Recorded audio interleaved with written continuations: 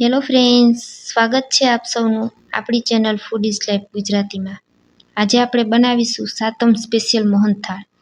એવું તો ગુજરાતીઓનું કોઈ પણ ઘર નહીં હોય કે જ્યાં સાતમ પર મોહનથાળ નહીં બનતો હોય. તો આજે આપણે 1.5 કિલોના પરફેક્ટ માપ સાથે મોહનથાળ બનાવીને તૈયાર કરીશું. તો ચાલો રેસીપી શરૂ કરીએ. તો સૌથી પહેલાં અહીં મેં 500 ગ્રામ બેસન લીધો છે, 500 ગ્રામ ખાંડ લીધી છે અને 500 ગ્રામ ઘીને ગરમ કરી લીધું છે. આજે આપણે કરકરા લોટના ઉપયોગ કર્યા વગર બેસનથી એકદમ દાણેદાર મોહનથાળ બનાવીને તૈયાર કરીશું. ત્રણેય વસ્તુનું માપ અહીં આપણે એક જ સરખું રાખવાનું છે. સૌથી પહેલાં આપણે બેસનને ચાળી લેશું. અહીં ધાબો દઈ અને આપણે મોહનથાળ બનાવવાનો છે. તો ધાબો દેવા માટે લોટને પહેલાં આ રીતે ચાળી લેવાનો. હવે તેમાં 3 ચમચી આપણે ઘી ઉમેરી દઈશું. જે ઘી ગરમ કરીને રાખેલું છે તેમાંથી જ 3 ચમચી લીધેલું છે અને 3 ચમચી આપણે દૂધ ઉમેરી દઈશું. બંને વસ્તુ 3-3 ચમચી ઉમેરવાની છે. આનાથી વધારે દૂધ અને ઘી આપણે નથી ઉમેરવાના. ધાબો દેતી વખતે જો દૂધ અને ઘીનું પ્રમાણ વધી જશે તો લોટ આપણો ઢીલો થઈ જશે અને પછી તેમાં ચાળતી સમયે વધારે પડતા ગાંઠા પડશે. લોટના એક એક દાણામાં એકદમ સરસ ધાબો દેવાઈ જાય એ રીતે ધાબો દઈ દેવાનો. તમે જોઈ શકશો આ રીતે મુઠ્ઠી પડે તેવો ધાબો દેવાઈ ગયો છે. હવે લોટને હાથેથી આ રીતે દબાવી અને આપણે 15 થી 20 મિનિટ સુધી ઢાંકણ ઢાંકી અને તેને રહેવા દેશું. 15 મિનિટ પછી આપણે લોટને ઢાંકણ ખોલીને જોઈ લેશું તો એકદમ સરસ તેમાં ધાબો દેવાઈ ગયો છે. હવે જે ઘઉં ચારવાનો ચાયણો હોય તે લઈ લેવાનો છે અને બધો લોટ આપણે તેમાં ઉમેરી દેશું અને આ ચાયણાથી લોટને ચાળી અને તૈયાર કરી લેવાનો છે. બીજી વખત જ્યારે લોટ ચાળીએ ત્યારે આ રીતે ઘઉં ચારવાના ચાયણાથી ચારવાનો. હાથેથી આ રીતે ઘસતું જવાનું અને લોટ ચાળી તૈયાર કરી લેશું. હવે આ રીતે 2 ચમચી જેટલી કણીઓ બાકી રહી ગઈ છે તો તેને મિક્સર જારમાં ઉમેરી અને આપણે દળી અને સાથે જ ઉમેરી દેવાની છે. તો તમે જોઈ શકશો કરકરા લોટના ઉપયોગ વગર પણ ધાબો દેવાથી આપણો લોટ એકદમ સરસ કરકરો તૈયાર થઈ ગયો છે. લોટ તમને ઝૂમ કરીને બતાવું તો તમે જુઓ એકદમ સરસ કણીદાર આપણો લોટ તૈયાર થઈ ગયો છે. તો હવે આપણે લોટને શેકી લેશું. તો એક જાડા તળિયાવાળા વાસણમાં માપીને લીધેલા ઘીમાંથી અડધું ઘી ઉમેરી દેવાનું છે અને ત્યાર પછી તેમાં ધાબો દીધેલો લોટ ઉમેરી દેશું અને ધીમા તાપ ઉપર લોટને શેકી લેશું. મોહનથાળ બનાવતી સમયે લોટને હંમેશા ધીમા તાપ ઉપર શેકવાનો. શરૂઆતમાં એકી સાથે બધું ઘી નથી ઉમેરી દેવાનું. શરૂઆતમાં બેસન બધું જ ઘી એબ્ઝોર્બ કરી લેશે. તો તમે જોઈ શકશો 1 મિનિટ સુધી આ રીતે લોટને શેકી લેવાથી લોટ આપણો એકદમ સરસ ઘીથી કોટ થઈ જશે. બધા જ લોટ સાથે ઘી એકદમ સારી રીતના મિક્સ થઈ ગયું છે. આ રીતે 1 મિનિટ સુધી શેકી લીધા પછી ફરી પાછું આપણે જે અડધું ઘી બાકી રાખેલું છે તેને ઉમેરવાનું છે. તો અડધું કરી અને 2 વાર ઘી ઉમેરવાનું. હવે બાકી વધેલું અડધું ઘી હતું તેને એકી સાથે આપણે ઉમેરી દઈશું અને ચમચાથી તેને મિક્સ કરી લેશું. બીજી વખત ઘી ઉમેરશું એટલે તરત જ આપણો બેસન છે તે એકદમ સરસ ઢીલો થઈ જશે. તો વિડીયોમાં તમે જોઈ શકશો ઘી ઉમેર્યાની સાથે તરત જ આ રીતે આપણો બેસન છે તે એકદમ સરસ ઢીલો થઈ ગયો છે. હવે હાથને જરા પણ બંધ રાખ્યા વગર સતત આપણે તેને હલાવતું રહેવાનું છે. જેમ જેમ લોટ શેકાશે તેમ તેમ તેમાંથી એકદમ સરસ ઘી છૂટું પડવા લાગશે.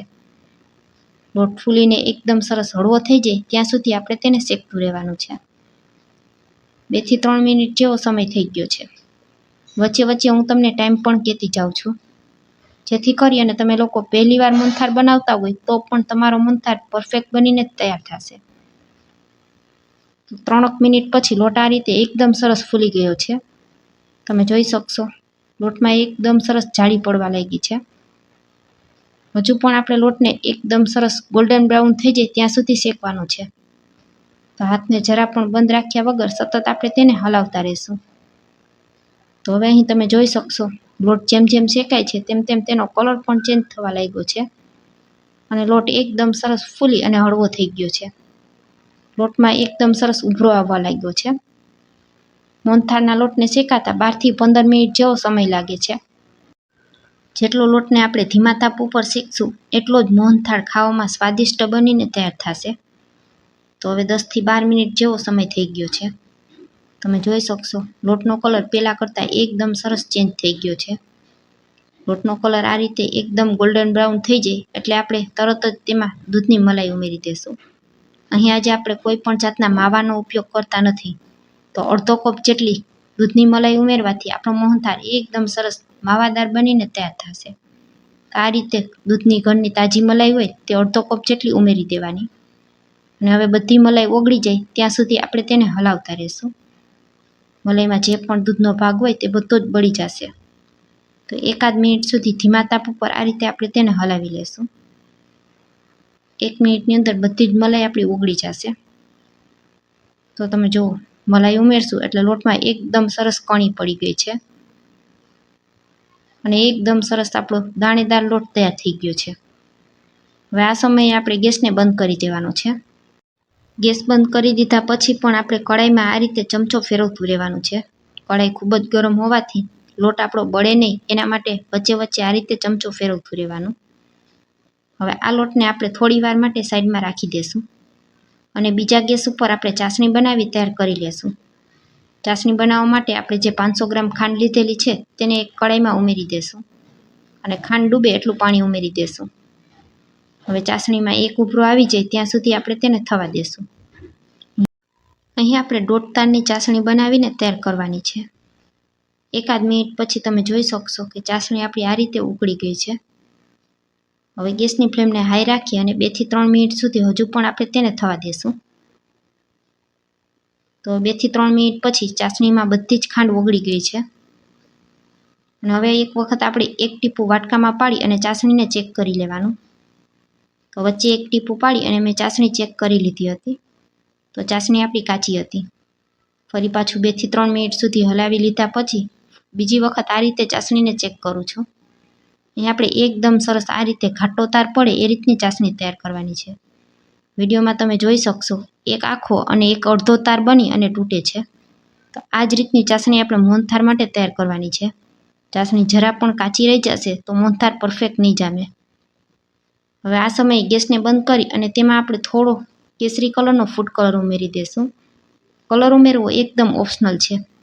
તમારે ન ઉમેરવો હોય તો તમે સ્કીપ પણ કરી શકો છો. આ કેસરી યલો કલર આવે એ મેં ઉમેરેલો છે, જે આપણે લાડવા બનાવવામાં ઉપયોગમાં લેતા હોઈએ છીએ. કલર એકદમ સારી રીતના હવે ચાસણીમાં મિક્સ થઈ ગયો છે. તો તરત જ આપણે ગરમ ગરમ ચાસણીને શેકેલા લોટ સાથે ઉમેરી દેવાનું છે અને ચમચાથી તેને મિક્સ કરી લેશું. ચાસણી બધા લોટ સાથે એકદમ સરસ મિક્સ થઈ જાય એ રીતે આપણે તેને હલાવતા રહેશું. શરૂઆતમાં મોહનથાળનું મિશ્રણ આ રીતે તમને ઢીલું લાગશે, પરંતુ 2 થી 3 મિનિટ સુધી આપણે તેને આ રીતે હલાવતા રહેશું એટલે તરત જ તે ઘટ થવા લાગશે. હવે તેમાં 1 ચમચી જેટલો એલચી જાયફળનો પાવડર ઉમેરીશું. એલચી જાયફળનો પાવડર ચોક્કસથી ઉમેરવાનો, તેનાથી મોહનથાળનો સ્વાદ ખૂબ જ સરસ આવે છે. તો હવે તમે જુઓ, મોહનથાળનું મિશ્રણ એકદમ સરસ ઘટ થવા લાગ્યું છે. હવે તરત જ તેને ઘી લગાવેલી થાળીમાં એકી સાથે બધું મિશ્રણ ઉમેરી દેશું.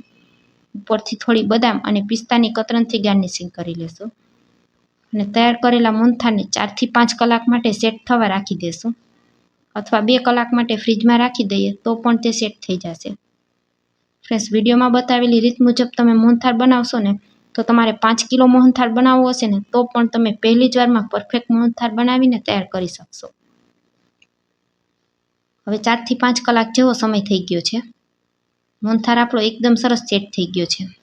તમે જોઈ શકશો ઉપર ઘી એકદમ સરસ જામી ગયું છે. હવે છરીની મદદથી આપણે તેમાં કટ લગાવી લેશું. અહીં સૌથી પહેલાં ઊભા અને ત્યાર પછી આ રીતે આડા કટ લગાવી લેશું અને મોહનથાળને હવે આપણે તવીથાની મદદથી કાઢી લેશું. તો તમે જોઈ શકશો એકદમ સરસ આપણો મોહનથાળ જામી ગયો છે. તો બન્યો છે ને એકદમ સરસ દાણેદાર મોહનથાળ.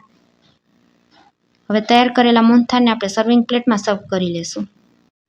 ફ્રેન્ડ્સ, ઘરે આપણે જે રીતનો મોહનથાળ બનાવીએ છીએ તેવો આપણે મીઠાઈવાળાની દુકાને ક્યારેય પણ નથી મળતો. ત્યાં આટલું ચોખ્ખું ઘી પણ વાપરવામાં આવતું નથી અને આટલી હાઇજેનિક રીતે બનાવવામાં પણ નથી આવતું. એક મોહનથાળ તમને તોડીને બતાવું તો તમે જોઈ શકશો એકદમ સરસ પોચો અને મોઢામાં મૂકતા જ ઓગળી જાય તેવો મોહનથાળ તૈયાર થયો છે. મારી આજની આ રેસીપી તમને કેવી લાગી તે કમેન્ટ કરી જરૂરથી જણાવજો અને વિડીયો પસંદ આવે તો વિડીયોને એક હાઇપ કરી ફ્રેન્ડ્સ અને ફેમિલી સાથે જરૂરથી શેર કરજો. ફરી મળીશું આવી જ એક નવી રેસીપી સાથે. ત્યાં સુધી સૌને મારા જય માતાજી. Thanks for watching.